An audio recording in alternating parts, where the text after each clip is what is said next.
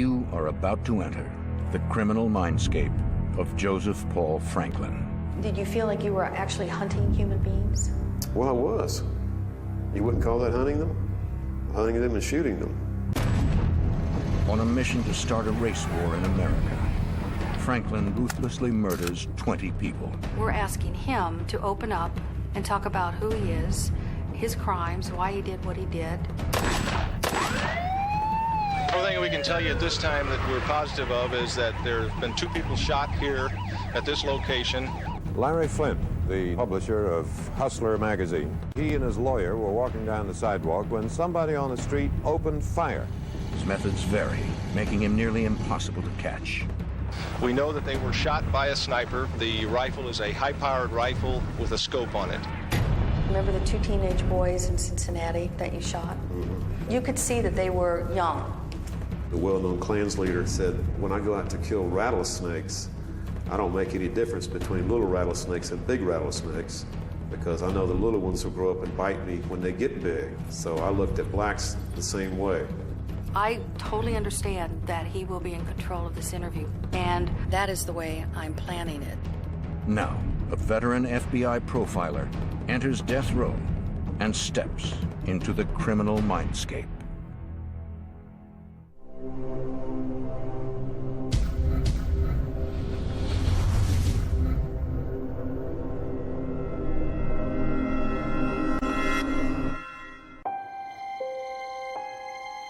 These interviews for me are fascinating. They are absolutely the most intriguing experience that I've had in the FBI. Mary Ellen O'Toole spent her career at the FBI, including 15 years in the Bureau's famed profiling unit. I work specifically on profiling serial murder cases and assisting law enforcement all over the world in how to understand these offenders and how to make sense out of their crimes. I think Joseph Paul Franklin will be very interesting to talk to, because if you scrape away the racism, he is still a cold-blooded, predatory individual who was driving around the country shooting and killing people. And so to say that that's the reason that he killed is very difficult for me to accept. Interviews like this are extremely helpful. Will they identify all the answers? No. But they will give insights into why certain behavior at the crime scene, why not certain behavior. Who are we looking for? What were they like 20 years ago? What was their family like? How are they deciding on their victims? Why did they kill some victims and some they didn't? He doesn't have to talk to me. He does not have to open up to me. He can walk out of that interview anytime. By way of background, I'm a retired FBI agent after about 28 years as an agent. Oh, yeah? And I bet you learned a lot during that 28 years. Huh? A lot. And actually, the last 15 years I've spent back in the FBI's profiling unit. Yeah. And we're located at the FBI Academy. And most recently, my area of expertise was in the serial killer unit. Well, I don't claim to be a serial killer, though. Okay, and I want to talk to you about that. I don't put myself in that category, you know. Okay. Can you tell me what your idea of a serial killer is? Well, I've read in the news the definition in the newspaper, you know. Sure. And it says that somebody who commits various killings with cooling off periods in between. Tell me why you don't fit into that definition of a serial killer. Let's say Ted Bundy, who was out when you were out. I don't feel like I have anything in common with the dude, you know. I'm just a completely different type of person, you know. A lot of these other criminals, you know, these serial killers, they were just into one thing, strangling women and stuff like that. See, they've been trying to associate me with the scumbags like Ted Bundy who were killing innocent women, you know, and take everything political away from my case. Over and over again, you would hear on the newscast, serial killer this, serial killer that, to try to incite hatred against people like me, you know. I wasn't out for my own pleasure. I was motivated by love of the white race. Joseph is a serial killer, and he's different from other serial killers, just like they're different from him. There's no one profile of a serial killer. So you have cases where you were a sniper, and then you have where I was not a sniper. Where you were not a sniper. So you really have both. Yeah. In 1977, Joseph Paul Franklin, age 27, is a versatile criminal, a successful shoplifter and bank robber who is ready for murder. He claims to have found his very first victims, somewhat spontaneously, in Madison, Wisconsin. He was in the parking lot of a shopping center. He had his .357 Magnum tucked alongside of him. This first case in Madison, Wisconsin was kind of an unplanned thing. What put you in that parking lot that day of the shooting? Well, I was driving around and I saw a couple of young girls standing at a bus stop. I pulled over and picked them up. I would often do that. I would just pull over and see a couple of broads waiting at a bus stop and offer them a ride. They said, well, they're going to this mall, so I gave them a ride to that mall. And a pretty tall black dude, about 6'2", was sitting in the car with a white girl, and I beeped at him because he was driving too slow. He then began traveling about 5 miles an hour just to aggravate me, you know. So I sat on the horn then, you know, real loud. So he stopped his car in front of me, got out of the car and began walking toward me. He had this real scowl on his face at first, you know, walking toward me. So without even thinking, I just reached down there with my right hand and whipped out my .357 Magnum with a 6-inch barrel. And then when he saw the gun, the scowl turned into surprise, you know, and then he just closed his eye like that and just keeled over. That was a very risky thing for you to do. Yeah. There you were in a shopping center, Yeah, and right it was there in daylight, and there was a whole bunch of people, broad whole bunch daylight. of people. Why did you shoot the woman in the car? I figured, well, I'm against interracial couples. She was one half of an interracial couple, you know. I thought, well, I might as well get both of them because I'm going to probably get caught for this. So I shot her and sped out of the parking lot. Man, I was burning rubber, man, you know, trying to get out of there. And luckily, there was a whole bunch of lights all in front of this mall, you know, and every single one of them turned green for me. I got on the interstate and took off and got out of Madison, Wisconsin. It's pretty amazing that that's the first time that you committed murder. Mm-hmm. That's a pretty cold-blooded thing to do to a complete stranger. Yeah.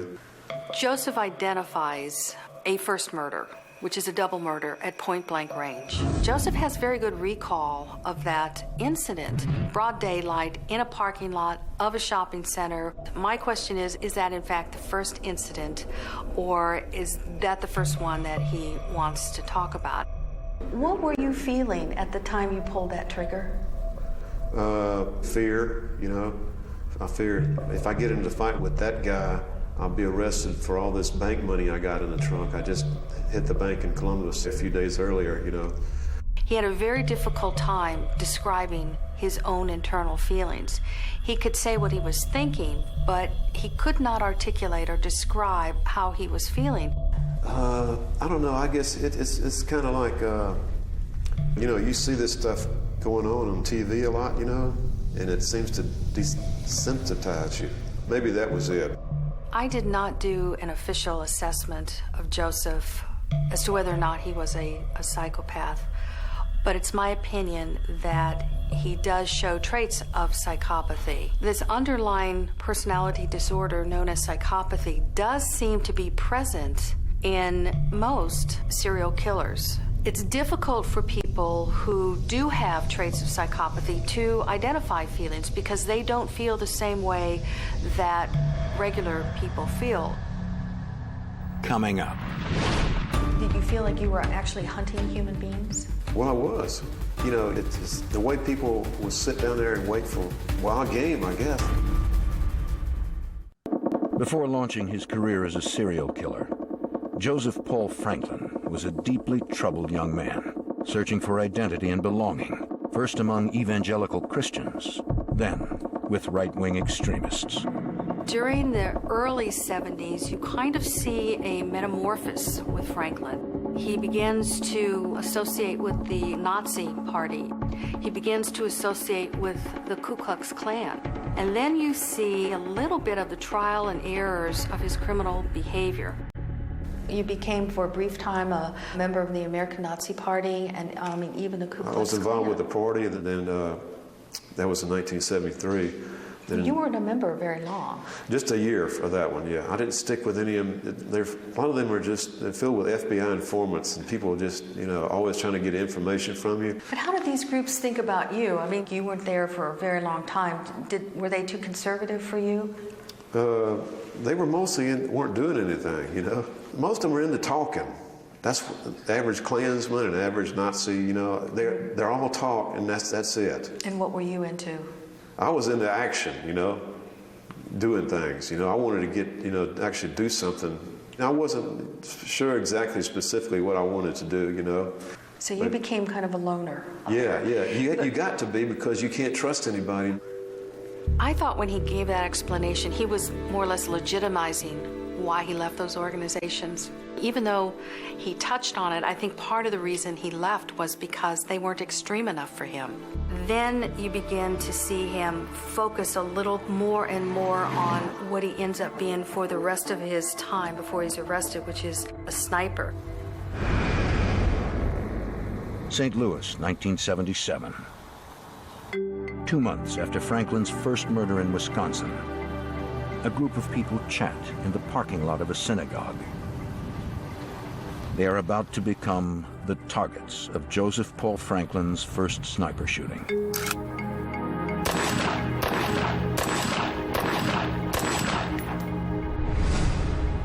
There was a total of 5 shots. One shot struck a man in the chest, which killed him. Police that are arriving on the scene didn't know where it was coming from. Everything we can tell you at this time that we're positive of is that we have the weapon, the rest post, and we have 5 spent cartridges, which is right up there at that telephone pole. It appears to be someone planned to come here and do just this.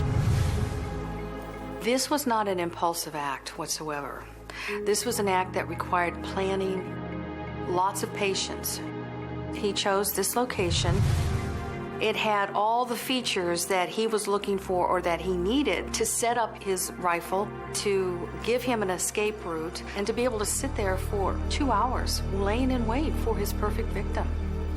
The victim is almost the last thing he decides to do before he commits the homicide. For his first sniper killing, Franklin boldly leaves the murder weapon behind, having removed both his fingerprints and the serial number from the rifle. Though St. Louis police eventually traced the gun back to Texas, it would never lead them to Franklin. Being a sniper is a very unusual type of serial killer. You choose the place that you're going to shoot. You're kind of off, so it minimizes any contact whatsoever with people you're going to shoot. And I'm wondering, what is it like when you're laying there getting ready to have a person walk in front of your sights? The way people will sit down there and wait for wild game, I guess. I guess it's the same, hunters who, find a tree stand or something, It's a similar situation, I guess. Just sit there and wait until the target appears and shoot. I would just stake out an area, find a good place to hide, bushes or just a vacant yard as long as it was dark, And I knew that I could see them, but they couldn't see me. You go over everything, every little step you'll take, so that when you do get all your adrenaline going, you can just follow the plan that you already had in mind. You don't have to worry about getting so scared that you can't even move, Did you feel like you were actually hunting human beings? Well, I was. You wouldn't call that hunting them? I would. Hunting them and shooting them. Well, a lot of people in the military do the same thing all the time. Kill people they don't even know. Some of the heroes of this country were the same way, but they killed the enemy soldiers, so they're not looked down, despised by the society, whereas people like me are. Some people are just born homicidal is what I'm saying, and believe it or not, you'll find a lot of people in the Bible who fit into that category who are prophets of God. Look at all the Philistines Samson killed. He's implying, how can you judge me for doing the same thing that people in the Bible have done and heroes in Vietnam have done and soldiers in Iraq have had to do? As though he's saying, I had to do this. This was a good thing. I mean, it may sound bad, but it's a good thing and I had to do it.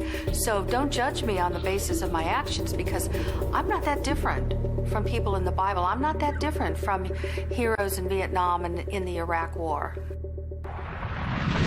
coming up. Blacks all over the country would be afraid to walk out on the street. I would be terrorizing the entire United States. Just one man. What a sense of power.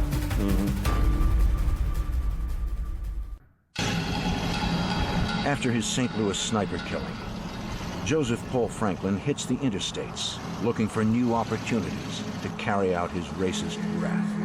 From 1977 to 1979, he commits similar shootings in Virginia, Tennessee, and Oklahoma. You begin to see this really what I would call very mission-oriented serial killer who's killing a lot, he's driving around a lot. He seems to have perfected the method of his killing. In addition to blacks and Jews, Franklin sets his sights on an infamous magazine publisher who dared to print pictures of an interracial couple. Larry Flint, the publisher of Hustler magazine, he and his lawyer were walking down the sidewalk when somebody on the street opened fire, shooting Flint in the stomach and his lawyer in the side, and then escaped. Both are in critical condition. To Franklin's frustration, neither the police nor the media recognize that one person is behind this shooting, the one in St. Louis, and those in other cities. These would have been very difficult crimes to link. There's such a limited amount of evidence at those crime scenes. There's no interaction with the victim, so the detective has very, very little to go on. By 1980, Franklin finds a strategy he thinks will demand law enforcement's full attention. So what did you decide to do in 1980? Well, just to keep doing a whole lot more of them so they could not ignore it, you know. All the law enforcement officers knew all about it, but they wouldn't tell the media that it was a national thing. I guess they figured until we catch the guy, we're not going to give him any kind of national publicity. That had to be frustrating. Yeah, it was kind of frustrating, but that just made me want to do even more, you know. That's why I wanted to shoot Jesse Jackson the most, you know. That's the one I stalked up in Chicago, went to Operation Push headquarters up there. Evidently, I might have been a little too obvious because I was driving down that road one day and I looked and saw a car behind me.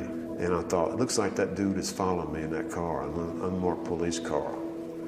I'm gonna take the next right, and if he takes a right too, I know he's following me.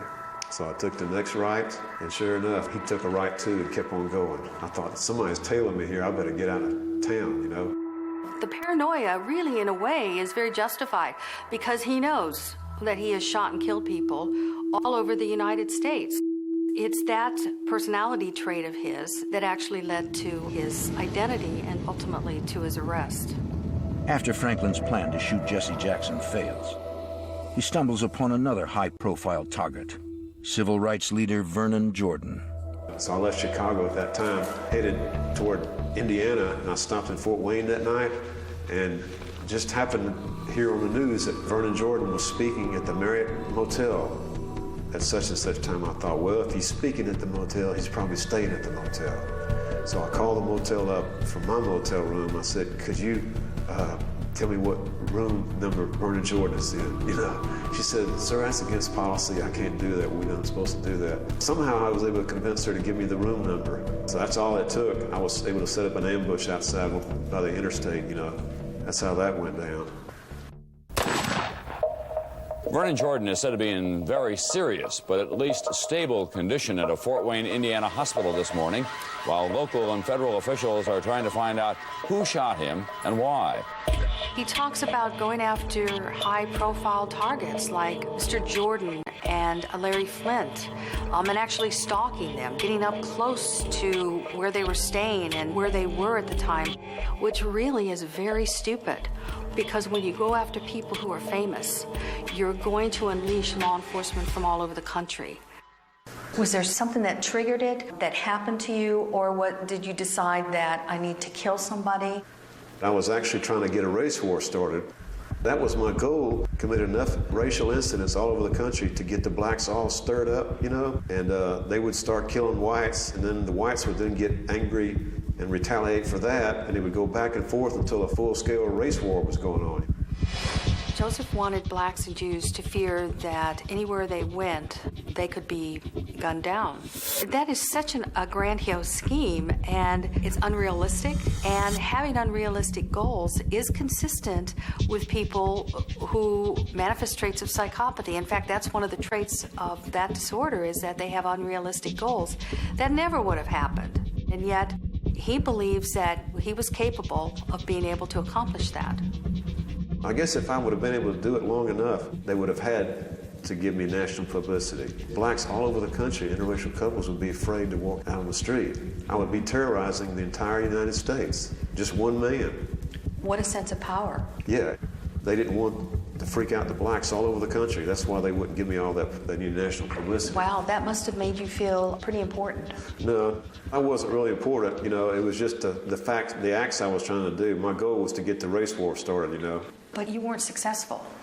No, I wasn't successful in that. No, I got caught after the Salt Lake City shootings 3 years later, I think underpinning a lot of his criminal behavior was this need for attention, this need to get credit for these crimes. It's what we call need-driven behavior. And his need-driven behavior was law enforcement recognizing that one person, and one person alone, was capable of creating chaos and fear in the United States. Coming up. Remember the 2 teenage boys in Cincinnati that you shot? Mm-hmm. You could see that they were young. Yeah, I was trying to ratchet up the violence. In 1977, serial sniper Joseph Paul Franklin begins wandering the country shooting people he calls enemies of the white race. His victims are chosen at random, except for 2. Civil rights leader Vernon Jordan and Hustler magazine publisher Larry Flint, who are targeted for their high-profile work. By 1980, Franklin, feeling that his crimes are not getting the attention they deserve, escalates his violence. A serial sniper is a tough offender to understand. He decides who will be in his sights. He realizes that that person's life rests in his hands.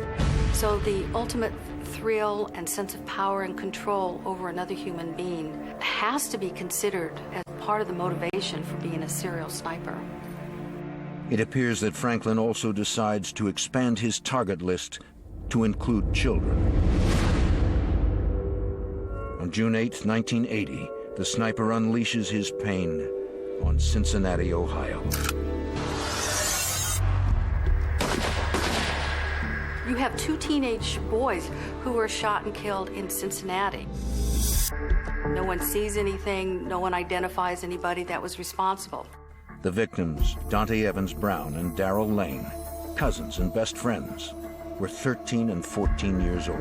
Give our brother Dante peaceful rest in this grave. The Father, the Son, and the Holy Spirit come on you and remain with you forever.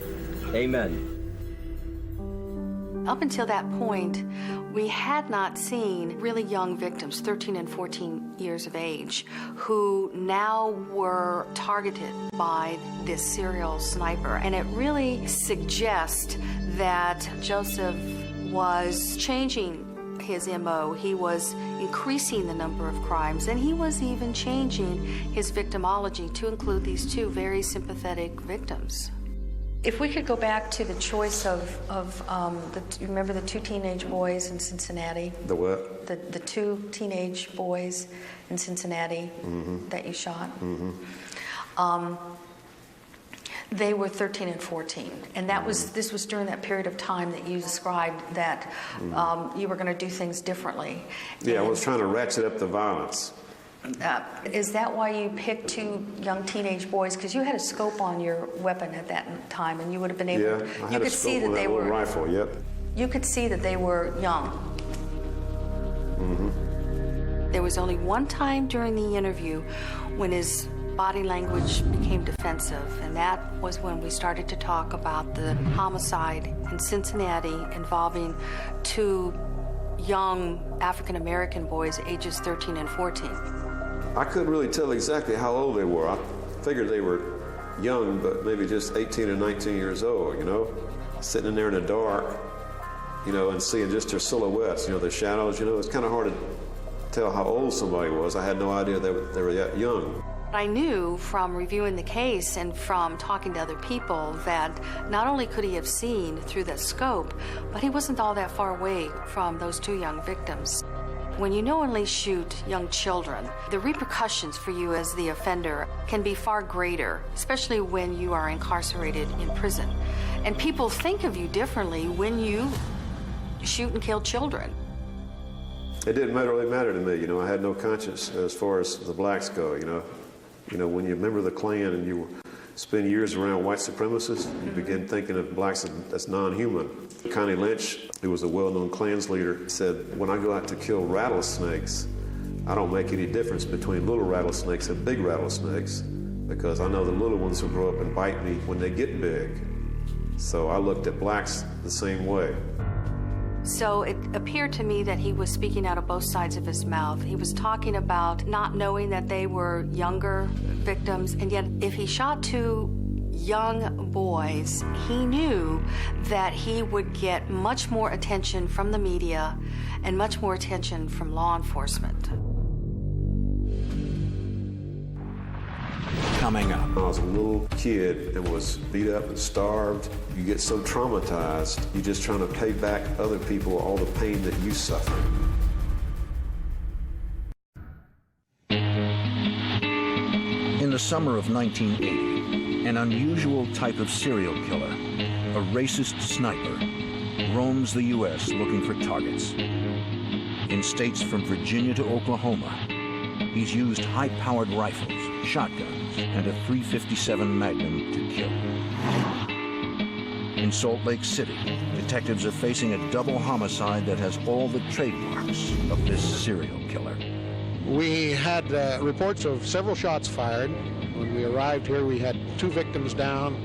We do have confirmed on 2 of the victims that they have expired. 2 young men, 18 and 19, both black and well regarded in the community, are dead. The 2 white girls they were jogging with escape. I responded that night. It looked like the sniper had laid in wait inside this field and then shot these 4 people as they were coming across the lighted intersection. Both the boys were shot even after they had quit moving. They weren't wounds to the legs or the extremities. These were all, in shooter's talk, these were all like kill shots. I'd like to talk to you about the Salt Lake City shooting. That was August 1980. Why did you travel to Salt Lake?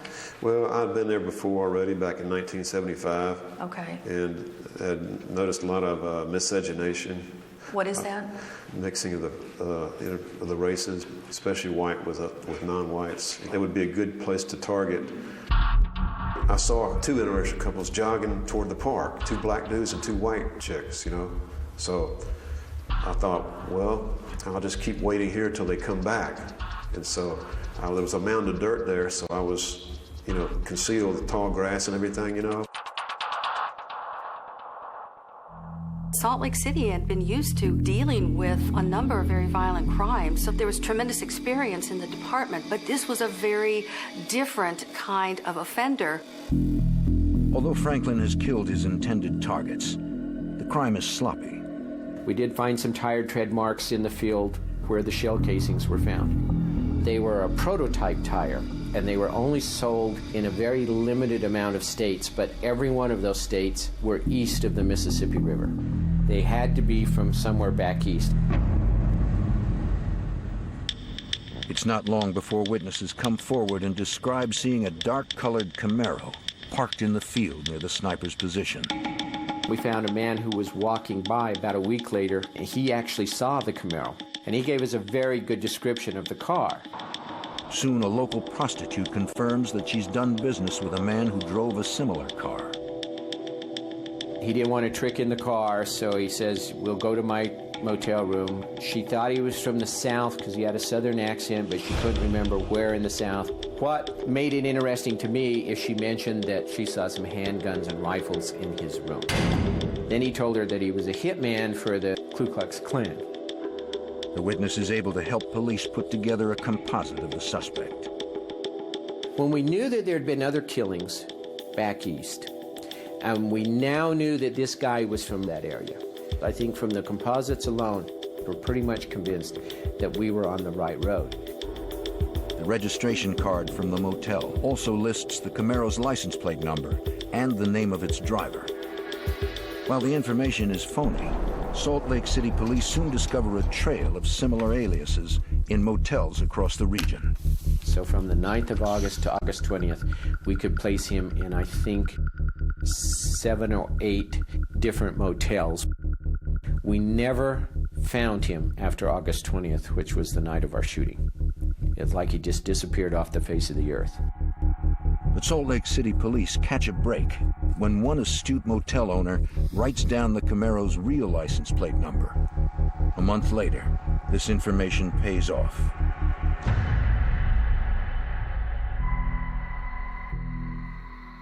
I think 11 o'clock one night, I got a call saying, head to the airport. They found this guy, and we're flying you to, I think the little town was called Erlanger, Kentucky. And they'd arrested him at a motel on our warrant.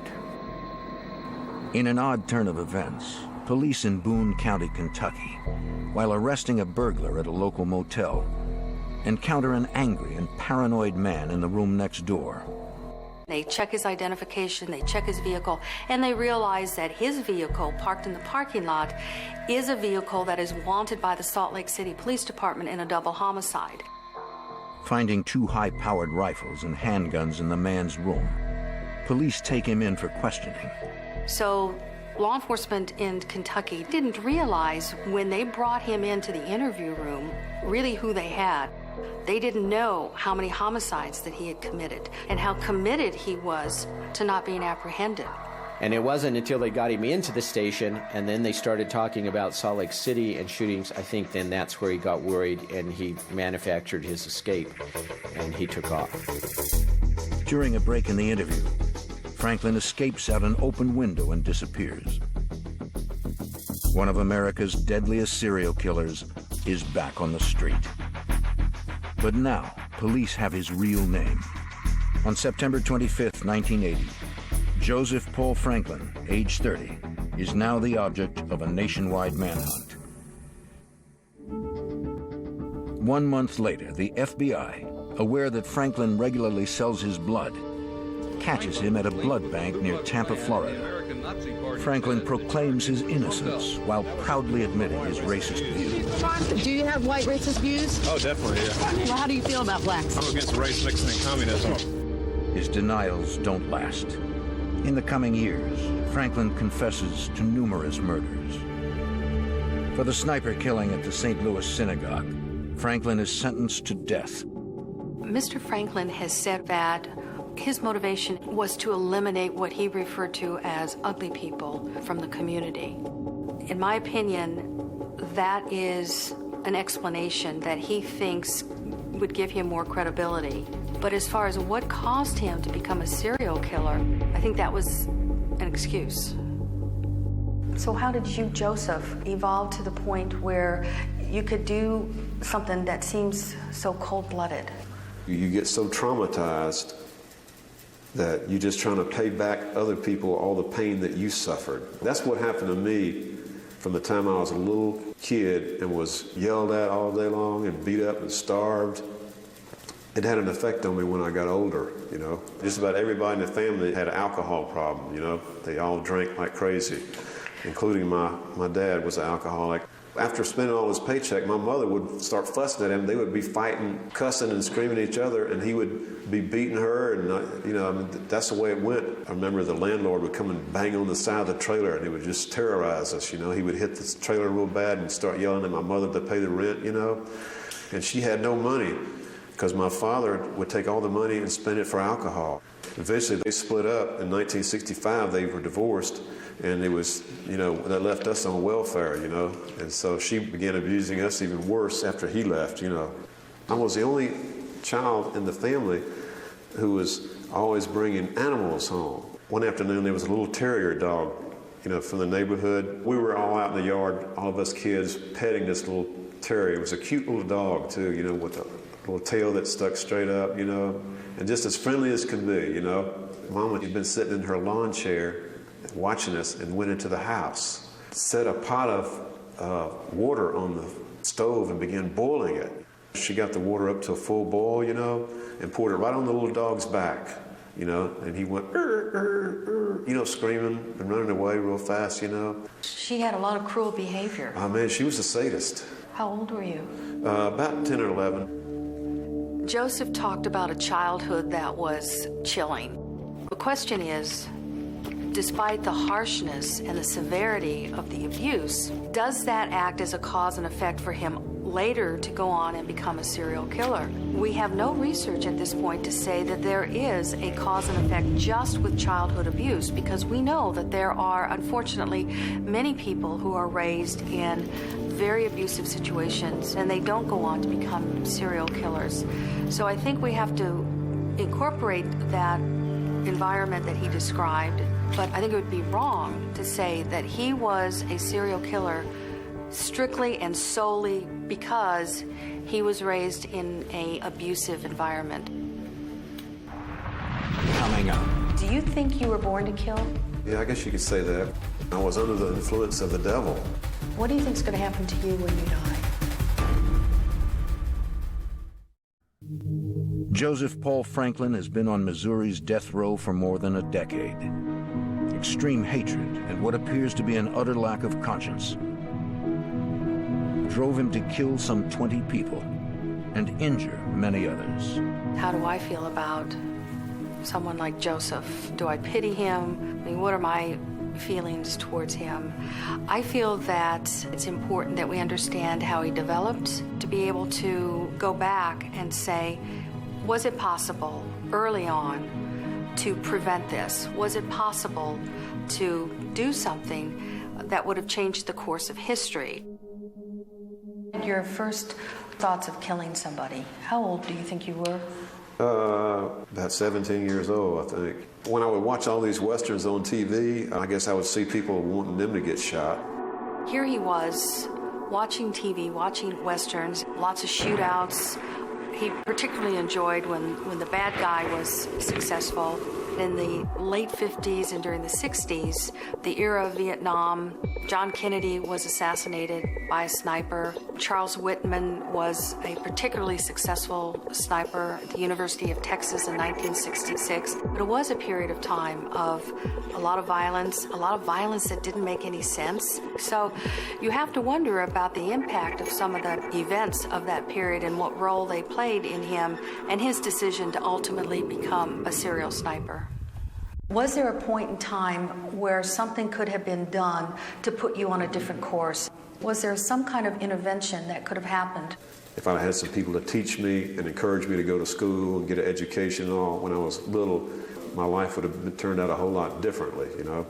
Do you think you still would have become a serial sniper? I don't think I would have, no. I wouldn't have built up all that hatred over the years, you know. It's a thing that everybody does. When they get hurt, they want to pass that pain on. I just kept getting angry, you know. Do you think you were born to kill? Yeah, I guess you could say that. Some people are just born with a streak that they can do something like that. There's other people, I guess if the same thing had happened, they wouldn't have done anything, you know. Joseph referred to himself in previous interviews as a natural-born killer, and I asked him about that, and he agreed that that was a possibility for him.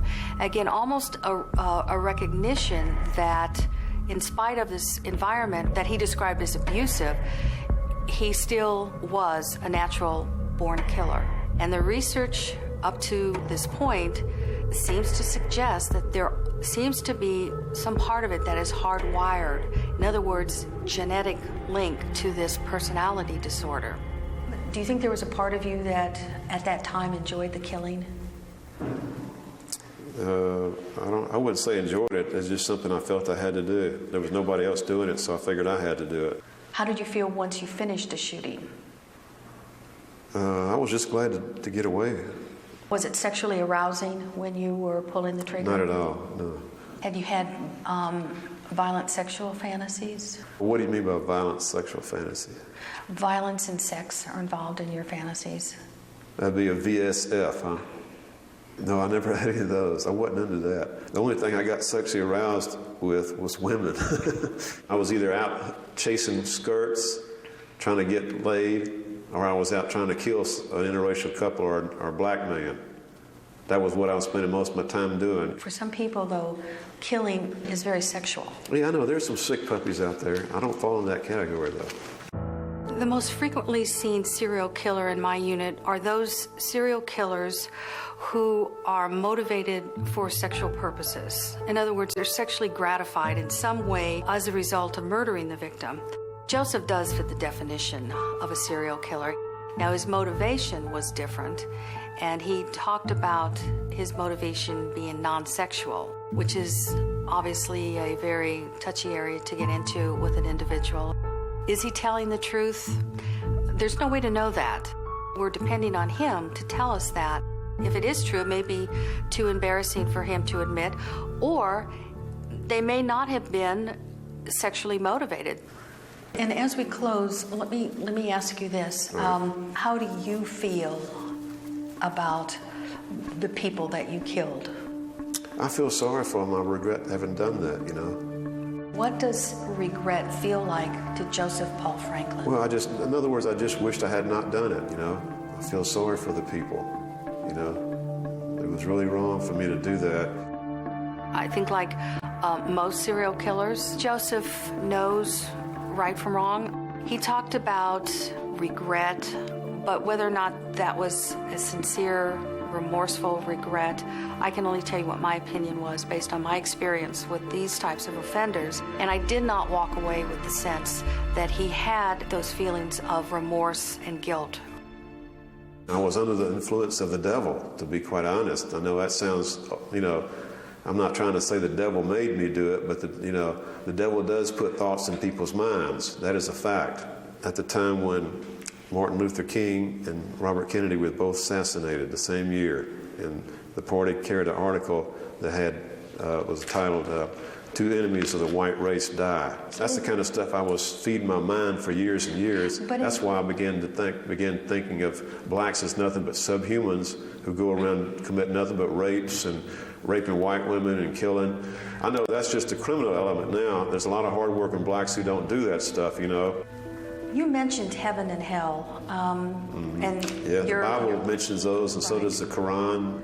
What do you think is going to happen to you when you die? Well, I'm trusting in Jehovah's mercy, you know, trusting in God's mercy. I think Joseph lives in the here and now. I think he lives for the present moment. I think he's obviously cognizant or aware that he has the death penalty hanging over his head. But there also may be a part of him that thinks that something may happen ultimately and he won't be executed. Many serial killers who are psychopaths are very optimistic in terms of their future. Thank you very much. Joseph was hardly a disappointment. Joseph's smart, he's articulate, and listening to him talk about what he wanted to do, what his whole purpose was, made him even more frightening of an individual than we realized 30-some years ago. I think that he was absolutely a very, very dangerous serial killer, set apart from many of the other ones that we saw then and that we see today.